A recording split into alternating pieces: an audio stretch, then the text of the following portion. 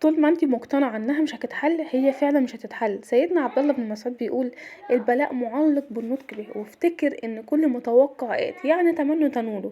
اتمنيت خير هتلاقي الخير، اتمنيت شر هتلاقي الشر. فدايما عشان كده ربنا سبحانه وتعالى بيقول فما ظنكم برب العالمين. يعني خلي ظنك بربنا خير مهما كانت الامور معقدة، وتأكدي تماما ان ربنا هيرضيكي في الوقت الصح بالحاجة اللي نفسك فيها. ازيكم عاملين ايه؟ ان شاء الله يا رب تكونوا بخير وباحسن حال. ربنا يجعل يومكم مليان بالبركه والامل والرزق وراحه البيت، رب اللهم امين. صباحكم ابيض زي قلوبكم، صباحكم ورد وياسمين على احلى واغلى اخوات، مش متابعين، لا انتوا اخواتي في الله. ربنا يجعلنا وش خير لبعض، ويجعلنا آه، سبب في الخير، رب اللهم امين.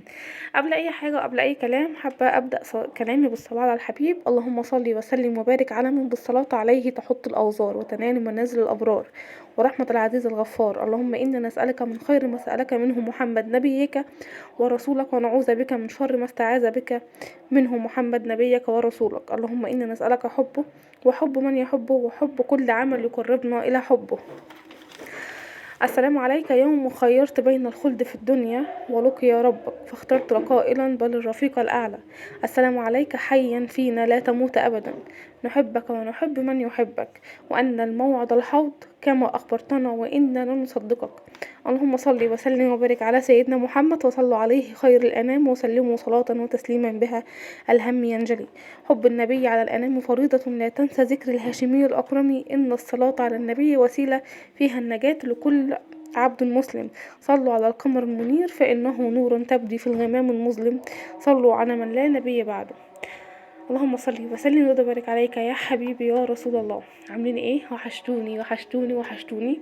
طبعا اخر فيديوهات نزلت كانت مسجله اصلا على الفون من فتره، ما كنتش عارفه اشكركم بصراحه على سؤالكم عني وعلى اطمئنانكم، كمان على تعازيكم ليا. ربنا ما يعزيكم في حاجه وحشه ابدا يا رب.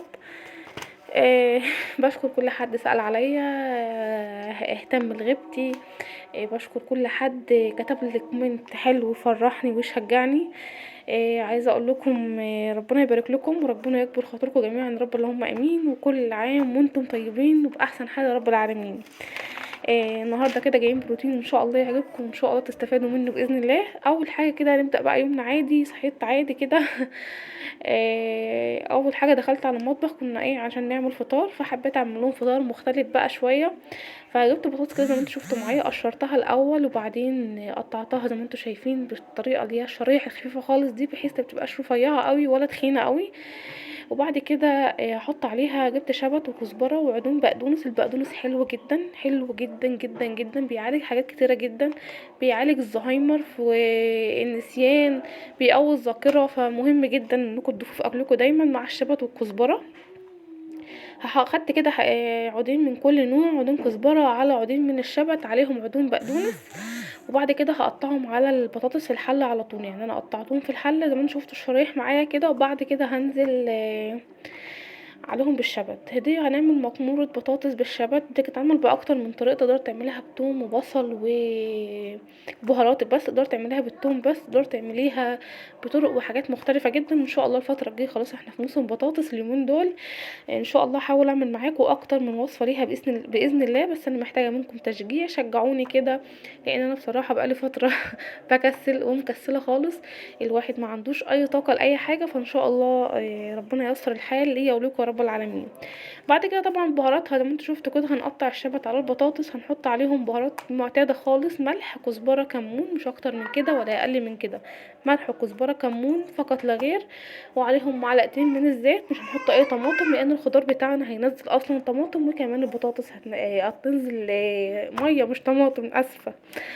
وبعد كده هنحط عليهم 3 معالق زيت، من 3 ل4 معالق زيت، وهنرفعهم على البوتاجاز على نار هاديه خالص او متوسطه. مش هتاخد منك اكتر من ربع ساعه باذن الله، بس هتحتاج منك تقليب يمين وشمال.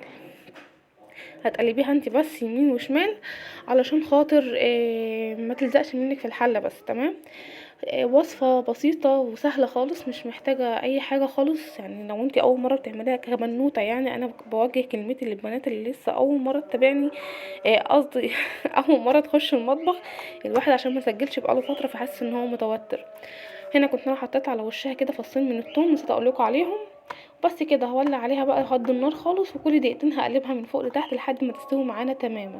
بعد كده الفطار جاهز معانا. كان عندي خضره بصل وحطيت عودين بقدونس، وكان عندي مخلل لفت على فلفل وخيار، وحطيت جبنه بيضه وجبنه تلاجة.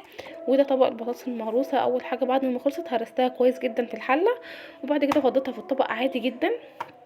اكله حلوه جدا، عودي ولادك عليها.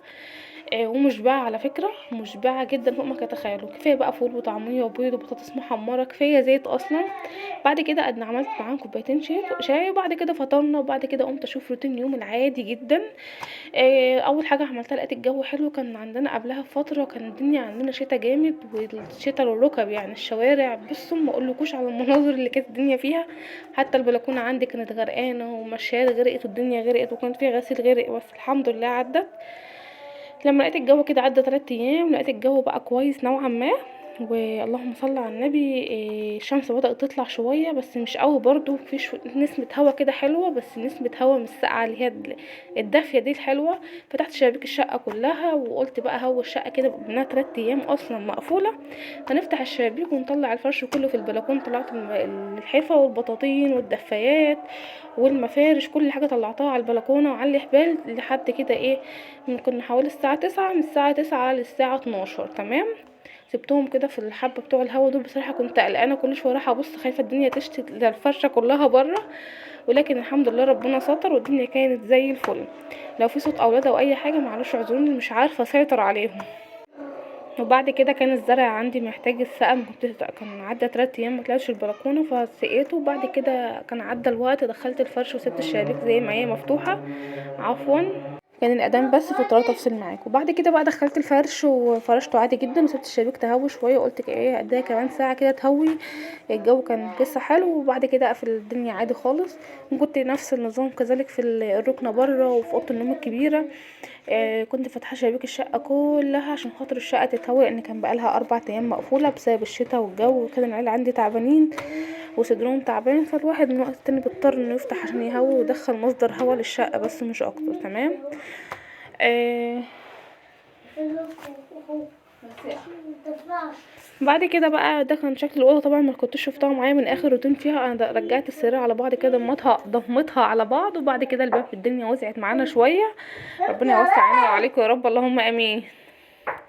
هنا كان عندي غسيل بقى، كنت انا جايبه الباهي ده، كانت ماما بصراحه هي اللي كانت جايبهولي، فكنت اول مره اجربه. بس بصراحه يعني بصراحه ممتاز جدا، زيه زي الاوكسي واحسن كمان. وبنسيمه اللافندر، انا بحب اي حاجه فيها لافندر عامه، بتدي ريحه حلوه. وطبعا ما كانش عندي مشابك، بس مش ما كانش عندي، كان انا عندي مشابك، بس الولاد من وقت التاني بيرموها في الشارع، فبالتالي بتنقص معايا، فجبت مشابك. وكان بقى عندي دورة غسيل، فقلت بقى ايه اوريكم برضو البتاع ده. كان مسجل اصلا قبل كده، ما كنتش نزلته مش عارفه ليه، بس هو اللي غسلت بيه يعني. بعد كده بقى إيه نشرت انا بقى، غسلته ونشرت. عند السجاد كان مبلول ما كانش لسه نشف، فنشرت انا بقى كده. وخدت معاكم لقطه اخيره، كانت الدنيا بره لسه زي ما هي لابسه، الواحد كان بينشر وخايف حاجه تقع في الشارع اصلا. هنا السجاد زي ما قلت كان مبلول، بس كنست البلكونه ونشفتها عادي. والسجاد بقى حطيته كده على سور البلكونه كده على ظهره، بحيث ان هو ينشف، الهوا ينشفه. وبس كده خلصنا بقى تهوية فرش وغسلنا ونشرنا. وكان في مواعين غسلتها ونضفت المطبخ، وكان يوم طويل جدا، بس حبيت اختصر معاكم. في بعض من الناس زهقوا من المواعين، والقنوات كلها عبارة عن غسيل مواعين.